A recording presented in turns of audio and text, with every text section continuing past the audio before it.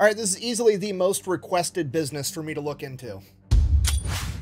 Today we're talking about Arizona tea, and I think the reason so many people have requested this is fairly obvious. Clearly Arizona is up to something, selling these giant cans of tea for 99 cents, which right out of the gate feels weird, but then it gets even weirder when you realize that they've been selling that same can of tea for the same exact price since 1992. Okay, inflation has gone up 124% since then, meaning that if they just wanted to maintain everything, that can of tea should cost at least $2.24. Okay, bear in mind, we live in a world where as of 2021, the Dollar Tree is now the $1.25 tree, okay? The only other product that is sacred is the Costco $1.50 hot dog. And to make that even kind of feasible, Costco had to go out and buy 2 hot dog making factories, and they still lose money on it, okay? The only reason Costco's staying in business is because they make so much money on all the other things they sell, they can just afford to take a loss on the hot dog, which makes the Arizona tea can absolutely insane because it's the equivalent of Costco only selling hot dogs. They have to be losing money. It doesn't even seem feasible. They're clearly up to something, and we're gonna get into it right after a word from our sponsor. This video is brought to you by Rocket Money, your all-in-one finance app that's gonna help you cancel subscriptions, lower your monthly bills, and overall manage your money better. Rocket Money covers pretty much everything. They will let you monitor your credit score. They help you manage your budget by letting you see all of your expenses in one easy location. And then if you want them to, they can actually go in and help negotiate a lower price on some of your bills, like your cell phone, for example. And they don't just save you money by negotiating down some of your bills, they also help you identify and cancel a bunch of subscriptions that you probably didn't even know that you had. And this is my favorite part because me and my wife, mostly my wife, has a horrible habit of signing up for free trials on apps and then forgetting to cancel them. But luckily, Rocket Money's here to let me know that I've been spending $7.99 a month every month for the past 3 years on some photo editing app that my wife used one time for an Instagram post.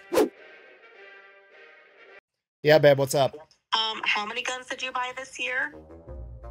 No comment. Wait, what? How do you even know I'm talking about you right now? Did you bug my office? A, don't worry about it. B, keep my name out of your mouth. All right. I gotta finish the ad. I gotta go. Love you.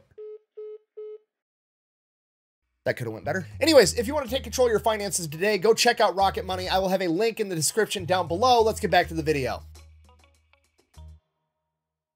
There's a baby monitor in my office. All right, our story begins with the owner of Arizona Tea, John Voltaggio. In the 1970s, he was a truck driver for an alcohol distribution service. Essentially, he was driving a truck around the city and he would deliver all the alcohol to convenience stores and gas stations, and he did that for years. After doing this for years, him and his coworker, John Farolito, decided they're gonna start their own distribution service. However, as I'm sure you can imagine, that's a very tough business to get into, and initially the only clients that they could get were all the convenience stores and gas stations on the sketchy part of town that nobody else wanted to deliver to, but they did it anyways. Then after they had a fairly successful distribution service, they figured, hey, we're already carrying all these different types of beverages to deliver them to all the convenience stores and we have those relationships. What if we started our own brewery and started making our own alcoholic beverage, and then we could just have one more product to be able to offer all these clients? So they did, and that was fairly successful also. So now that they have their own alcohol, they have to figure out how to market it. And this is where John Voltaggio really figures out how to market a product, and he looks around at all the other successful products in the alcohol market in the 1980s. And let's just call a spade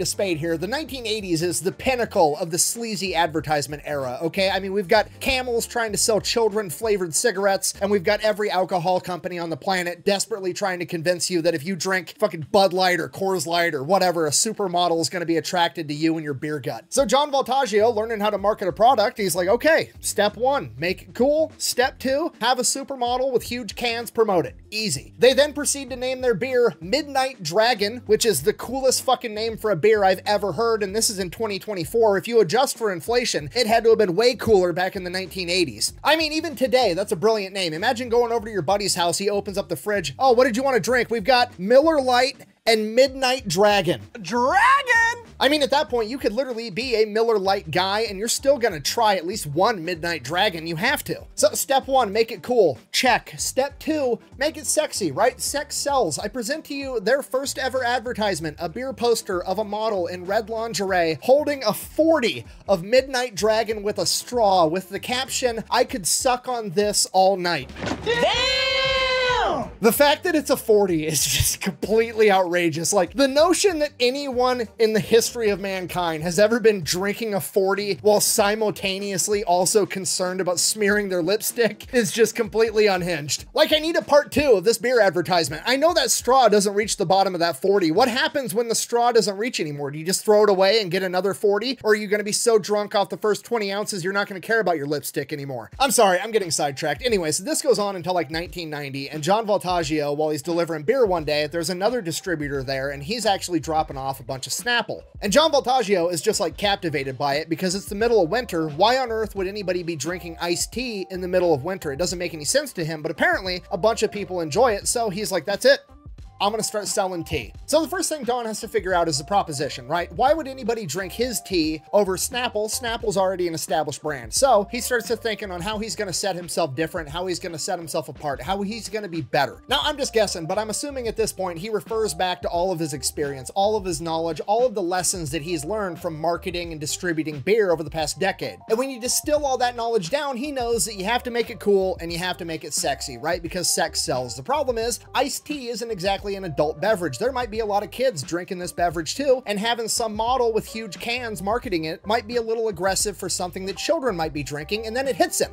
Huge cans. We'll get rid of the model and just keep the giant cans. Okay, now like the textbook business term for this strategy is called a value proposition. Basically, he's decided that Snapple is 16 ounces and it costs like, I don't know, $1.29, whatever it costs. He's coming in and he's like, cool, I'm gonna sell more. I'm gonna sell 23 ounce cans and I'm gonna sell it for less. I'm gonna sell it for 99 cents. That's the value proposition. You're gonna get more for less. Okay, that's what a textbook's gonna tell you, but I'm dubbing this the big can strategy, right? Because we've seen this time and time again, okay? Think about Monster Energy. Monster Energy was not the first energy drink to ever hit the market. That was Red Bull. Monster Energy just came along and was like, oh, hey, Red Bull's only selling these little 8-ounce cans of energy drinks. What if I doubled the size and sold 16-ounce cans and gave it an even cooler logo? Boom, multi-billion-dollar business right out of the gate. And you know the kicker with that, one of the top executives that helped initially launch Monster and market it was a top-level executive at Arizona previously, so he knew exactly what he was doing with the big can strategy. In Don Voltaggio's own words, his marketing strategy is, and I quote, put tea in a big can and paint it pretty. Okay, if you learn nothing else from this video, just remember, people like big cans.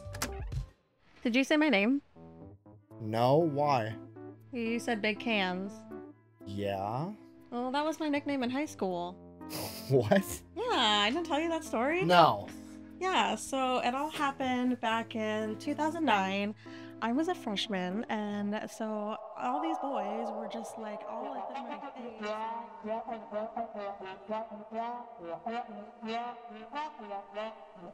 I'm like, Sorry, what? are you paying attention? Yeah. No, I heard all of it. Okay.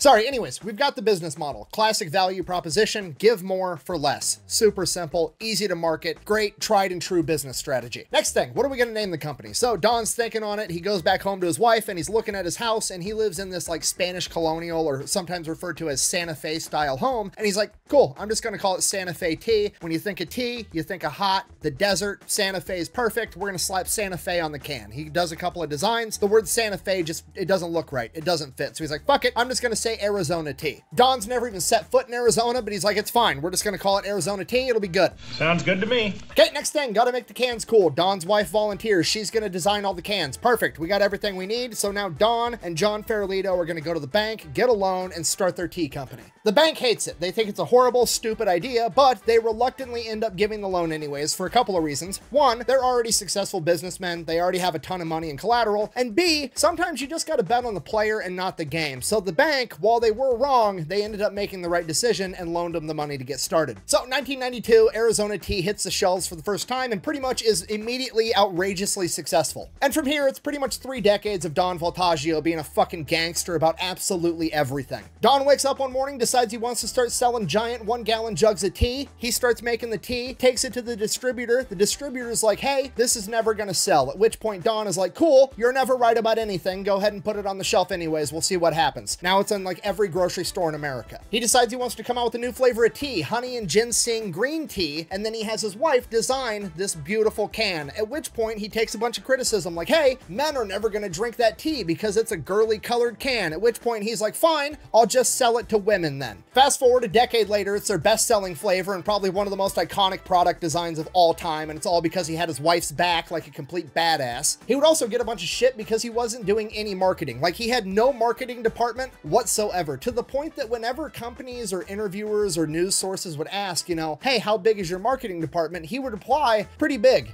About 6'8", in fact, referring to himself because he was the only guy that did any marketing, which honestly wasn't much. They weren't worried about product placements and being a Super Bowl commercial and all this other dumb shit that all the other brands do, because Don knew that he had the value proposition on his side. He knew that he was selling more tea for less and he was putting it inside of a cool can and the product would sell itself, and he was absolutely right. Okay, fast forward to 2008, Arizona Tea is huge. They have their own factory, everything's paid off, they're making a ton of money, they're the #1 ready-to-drink tea brand in the country. At this point, the company is worth over $1 billion, and John Farolito, who over the past decade has become more and more of a quiet partner as Don just kind of took everything over and John just got to, you know, reap the rewards, he comes out and he's like, hey, we could literally sell this company and make billions of dollars and just be retired billionaires that wake up and do whatever the fuck we want all day, every day. We should sell the company. To which Don was like, no. Absolutely not. I'm not selling this company because if I sell this company, what are my sons gonna do? Both his sons were his top-level executives with him, literally his right and left-hand man, and he knew that if he sold out, he wasn't gonna get to hang out with his sons because every single day, Don Voltaggio has a 2-hour family-style lunch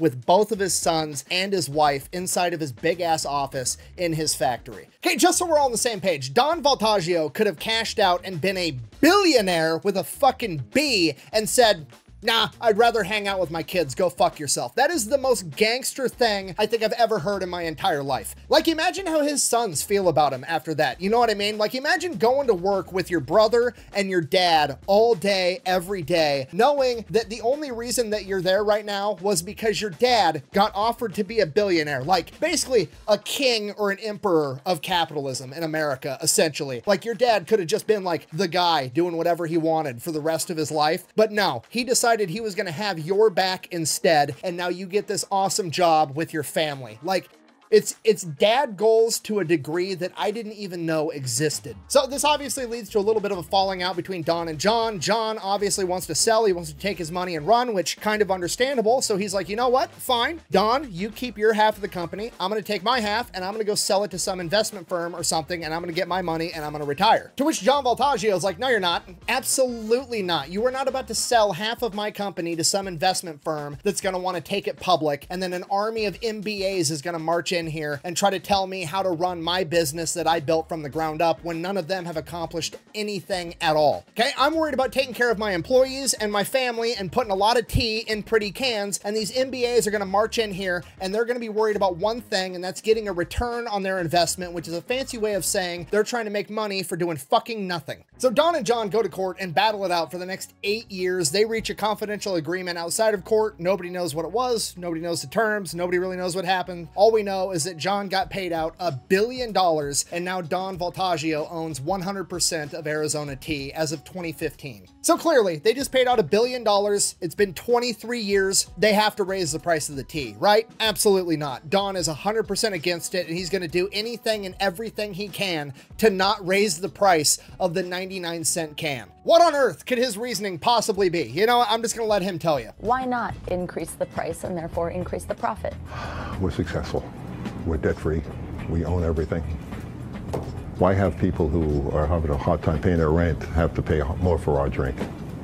Maybe it's my little way to give back. This dude's just a complete gangster. I don't know what else to tell you. That dude literally has woken up every day for the past 3 decades and just told inflation to go fuck itself. He's literally the only multi-billion-dollar CEO that came out and was like, you know what?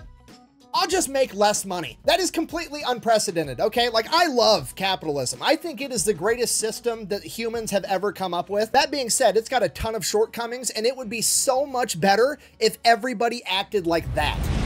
Buh! This is all a complete lie because last time I saw one at the gas station, it was over $1. Buh! Yeah, that does happen. That's actually the local store that you're at marking the price up higher than MSRP. Arizona Tea still sells their product below $1 and recommends that they sell it for 99 cents. If other companies raise it more than that, Arizona can't really do anything about it. So yeah, if you're not picking up what I'm putting down, I'm trying to tell you that your local convenience store is Scalping Tea.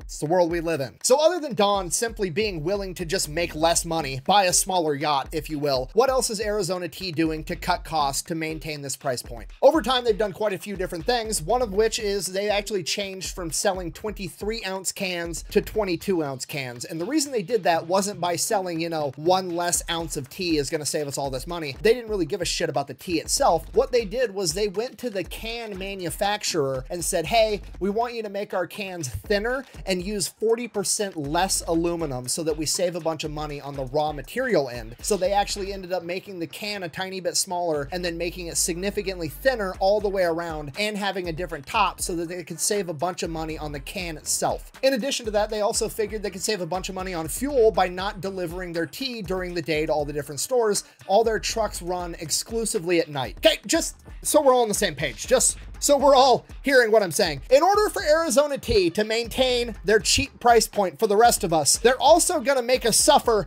by reducing the amount of traffic. This might be my favorite company on the planet. They need to add that to the marketing, honestly. Big cans, pretty, there's less fucking traffic, okay? It's a trifecta. Okay, do you understand how crazy that is? Like before, they were just saving you money. But now, in order to keep saving you money, they're also being forced to save you time, okay? It violates the laws of physics somehow.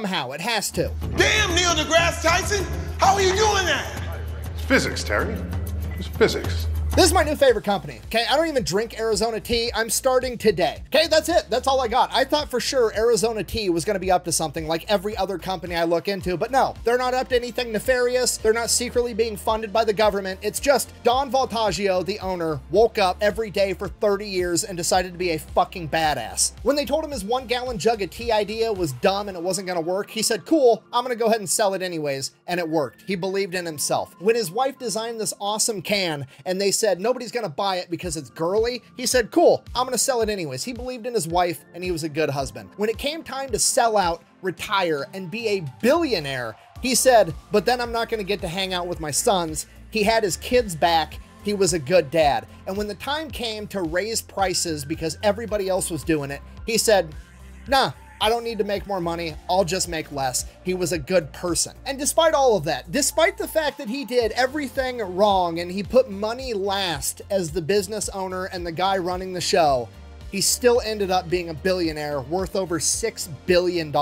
And more importantly, he gets to have lunch with both of his boys every single day, which is something I don't think any other billionaire can say. And in a lot of ways, that probably makes him the richest man on earth. So in my opinion, that's the key to Arizona Tea's success. Don't chase the money, chase the goal. The money will come after. Even if the goal is something as simple as putting a lot of tea in a big can and making it pretty. Thank you for watching. Best way to support the channel is go buy some merch over thefatelectrician.com. Quack bang, out. Now, if you'll excuse me, I'm gonna go play with some big cans of my own.